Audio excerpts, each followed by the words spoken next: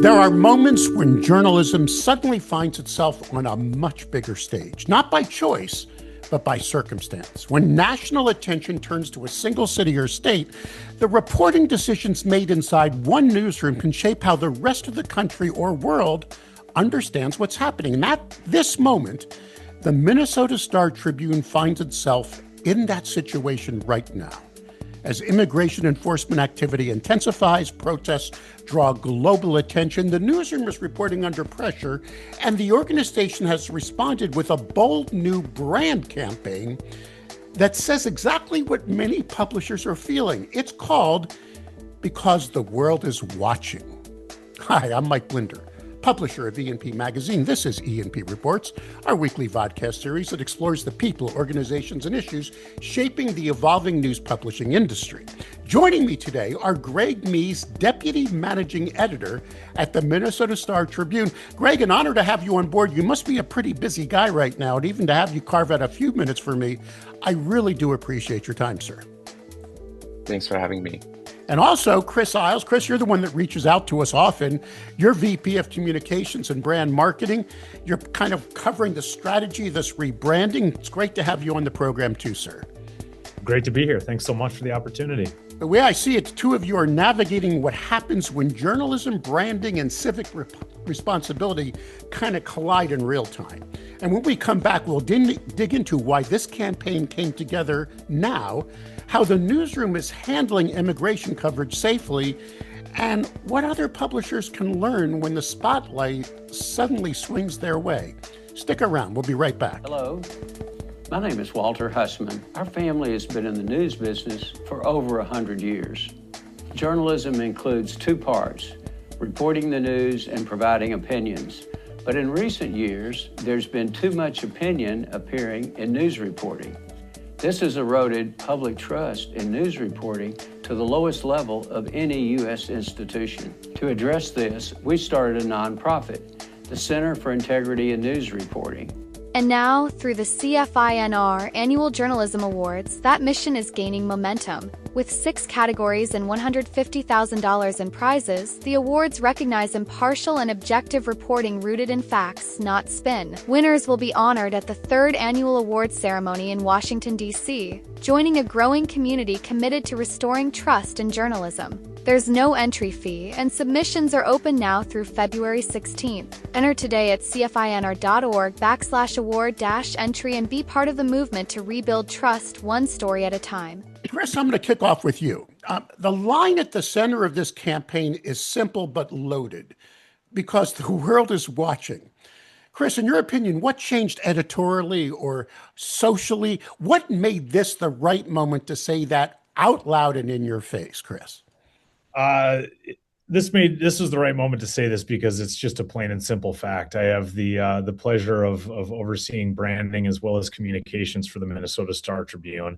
And as I was getting incoming requests from media outlets across the globe to talk to our incredible journalists to get a sense of what's going on the ground here in Minneapolis, we're getting organizations like The Atlantic, like Pointer, like the New York Times, like NPR, like all the major stations were reaching out, like BBC across the pond. As all of these organizations are reaching out to speak to our subject matter experts, our incredible journalists here at the Minnesota Star Tribune, and as I'm having conversations with my neighbors about what's going on in the state, one piece of consolation was that I would say to them, like, look, the world is watching here. What is happening in Minnesota right now is very much world news. And as a marketer, there's really 3 things we're all competing for, right? It's people's discretionary time, people's discretionary attention, and ultimately people's discretionary income. So you need to be able to answer the question, why is this worth my time? Why is this worth my attention? Why is this worth my money? And in this case, the answer is really simple, and it's because the world is watching. All right, Greg, from inside the newsroom, when you hear the words, I mean, flat out, the world is watching, does that feel more like validation, pressure, or a little bit of both, sir? A little bit of both. I would say it is a fact, and we're seeing that in terms of our numbers and how many people are coming to us just for reliable information on the ground of what's happening here. So we have been live on this story since it really began in mid-December, and in the last month have really picked that up, and our coverage has been live around the clock, 24/7 almost, bringing this live information to our audience. And so we're seeing people from around the world coming to our coverage, citing our coverage as the primary source on this story. Man, and I just had, well, not just, but I had your team on this very program right after the George Floyd incident. This is almost the second time that the spotlight's really focused on you. And now immigration is one of the most polarized beats in the country. I got to get into the workings of the newsroom, Greg, if you don't mind sharing them with me. How do you protect reporters physically and emotionally while still insisting on tough on-the-ground journalism? How hard has that been for you guys? It's really important for us to make sure that the journalists that are out in the field are safe. And so we have invested a lot of time into making sure that all of the reporters, all of the photojournalists who could potentially be out in a very fluid situation have PPE.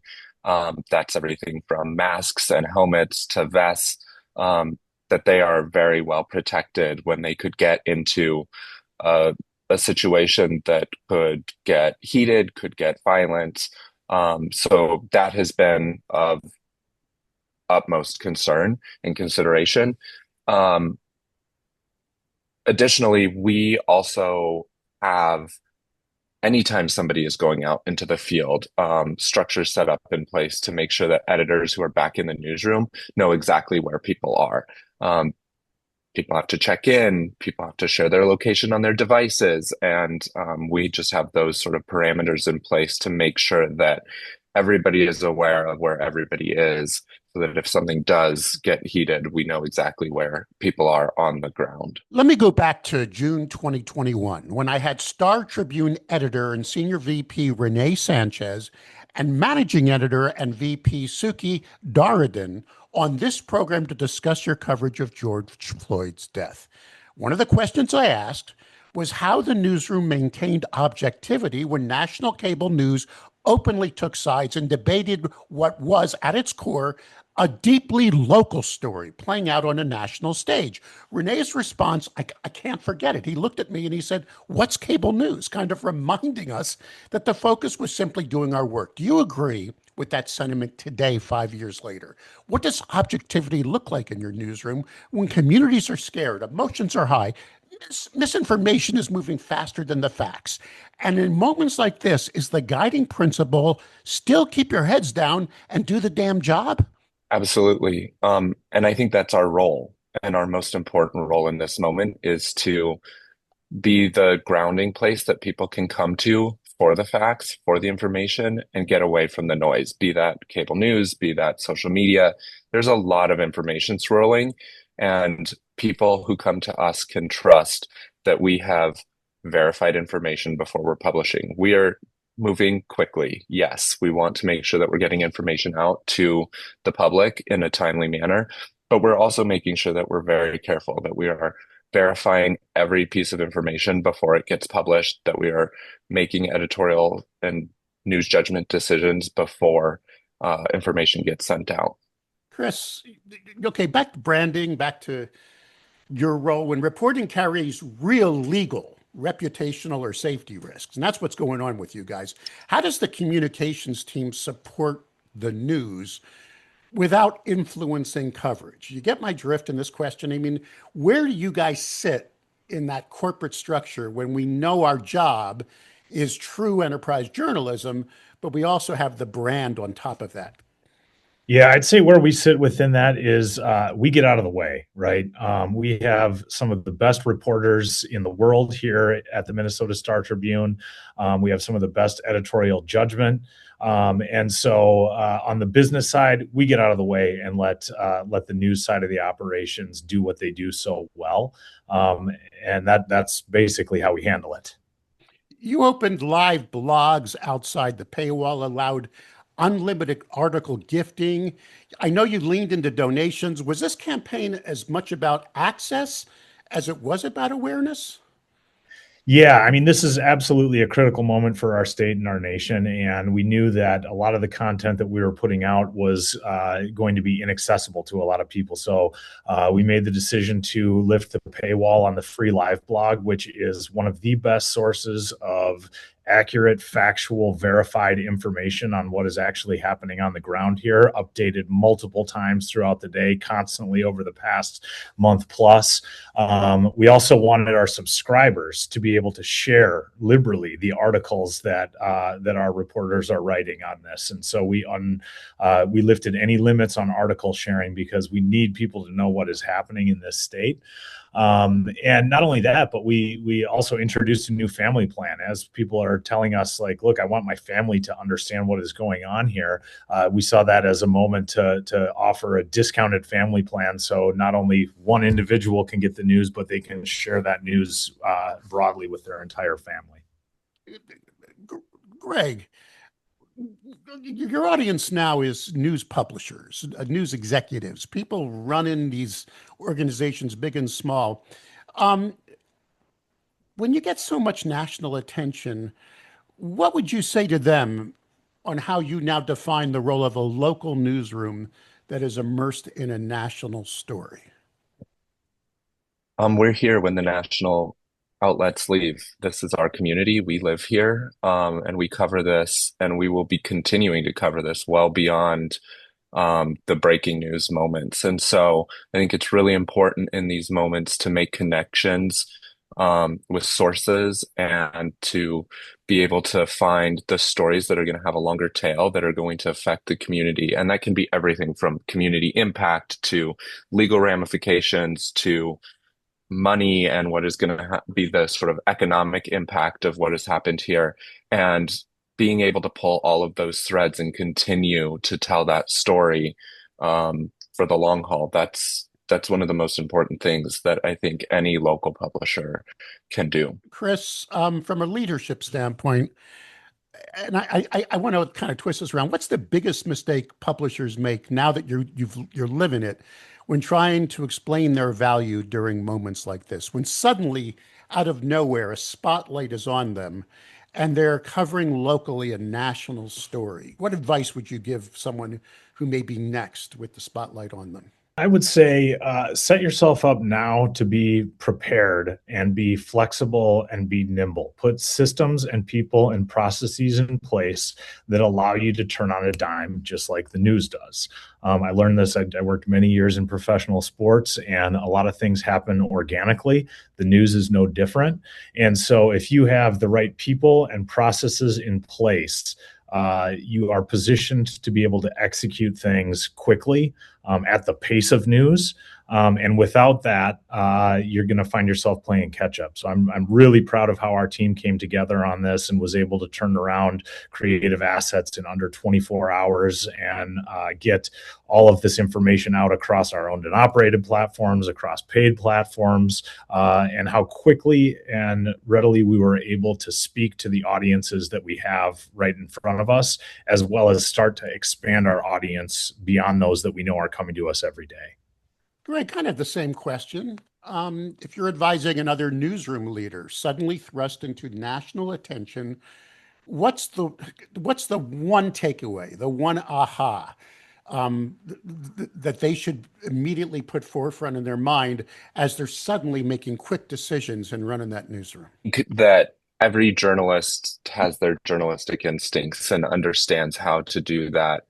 We're built for breaking news situations. And so I think that in that moment, recognizing that the staff is going to need support and how you best sort of divide and conquer that is really important, because these stories are relentless and they take a lot of time, careful consideration, and making sure that the team can really rise to that occasion and span out across a significant amount of time is really important. Final question for both of you. I'll stick with you, Greg, first. We all know that the survival of local journalism is being questioned on multiple fronts now. Audience engagement, revenue, sustainability, and public trust chief among them. As this story has drawn national attention, do you see your newsroom's performance in this very moment influencing any of those factors in the months ahead? In other words, a year from now, and more broadly, what do you hope this coverage proves, not just about the Star Tribune, but about the enduring value of local journalism when the stakes are highest? I think the local stories are best told by local journalists. And I think that our mission at its core is public service and making sure that the public is informed about what is happening where they live. And that is what I hope that a year from now, we look back and say, we did a really good job of that, and that people relied on us for information and facts and truth about what happened here in Minnesota. Chris, same question. When you look back on this a year from now, and of course you see this more from the corporate side and again, the brand side, how do you hope this impacts where journalism is today in our society? Look, I think there's two competing truths right now, and that is that local journalism has never been more imperiled, and at the same time, it's never been more important. So if I think to a year from now, I hope that this is a moment where people come together and realize the essential value of journalism and the role that it plays in our society, and ultimately can see journalism as a bastion of truth and justice and a thing that will move our nation forward. Chris Isles, Vice President of Communications and Brand Marketing at the Minnesota Star Tribune, along with Greg Mees, Deputy Managing Editor at the Minnesota Star Tribune. I want to thank you for your time, especially with so much going on. And of course, we're going to keep an eye on this new brand campaign that says exactly what many publishers are feeling when they get into your position, because the world is watching. We appreciate you sharing your story. Thank you. Thank you. Thank you.